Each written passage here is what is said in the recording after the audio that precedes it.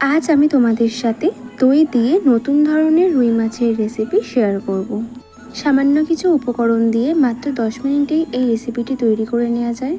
আর রুই মাছের এই রেসিপিটি ভাত কিংবা রুটির সাথে খেতেও খুবই ভালো লাগে। এই রেসিপিটি একবার বানালে ইচ্ছা করবে সবসময় বানানোর। চলো তাহলে রেসিপিটি দেখে নেওয়া যাক। আমি এখানে 5 পিস রুই মাছ নিয়েছি। এখন মাছের ওপর দিয়ে দিচ্ছি হলুদ আর নুন।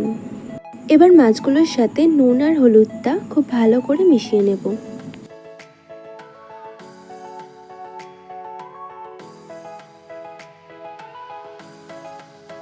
এরপর একটা কড়াইতে অল্প একটু সাদা তেল দিয়ে দিলাম। তেলটা একটু গরম হয়ে যাওয়ার পর 2টো শুকনো লঙ্কা আর একটা তেজপাতা ফোড়ন দিয়ে দিলাম। তারপর দিয়ে দিচ্ছি 250 গ্রামের মতো ফেটানো টক দই। টক দইটা দেওয়ার পর গ্যাসের ফ্লেমটা মিডিয়ামে করে দিয়ে কিছুক্ষণ নাড়াচাড়া করে যেতে হবে।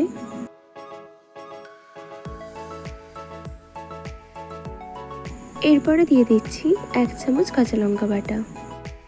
কাঁচা লঙ্কা বাটাটা দেওয়ার পর একটু নেড়ে চেড়ে নিয়ে দিয়ে দিচ্ছি 1 চামচ কাশ্মীরি লঙ্কার গুঁড়ো। ভালো করে মিশিয়ে নিচ্ছি। এখন দিয়ে দিচ্ছি 1/2 চামচ নুন আর 1 চামচ চিনি।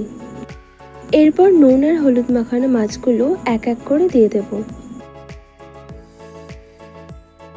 দইয়ের গ্রেভিটার সাথে মাছগুলোকে ভালো করে উল্টে পাল্টে মাখিয়ে নিতে হবে, যাতে মাছগুলোর গায়ে গ্রেভিটা লেগে যায়।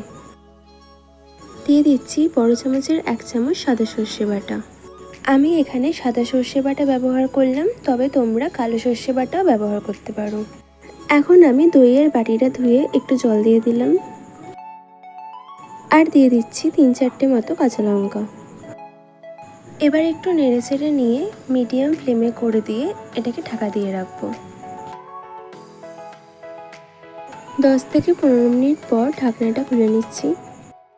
এখনও জলটা ভালো মতো টেনে নেয়নি, তাই মাছগুলোকে একবার এপিঠ থেকে ওপিঠ ঘুরিয়ে নিয়ে আবারও ঢাকা দিয়ে রাখবো।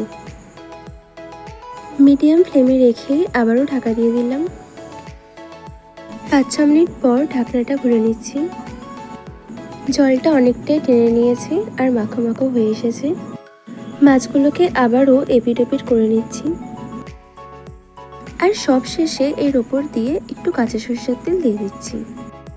কাঁচা সরষের তেলটা দেওয়ার পর আবারও ভালো করে মিশিয়ে নিতে হবে।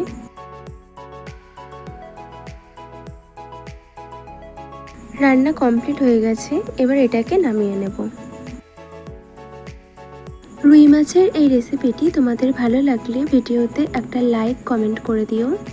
আর এই রকম আরও ভিডিও পাওয়ার জন্য আমার ইউটিউব চ্যানেলটি সাবস্ক্রাইব অবশ্যই করে নিও।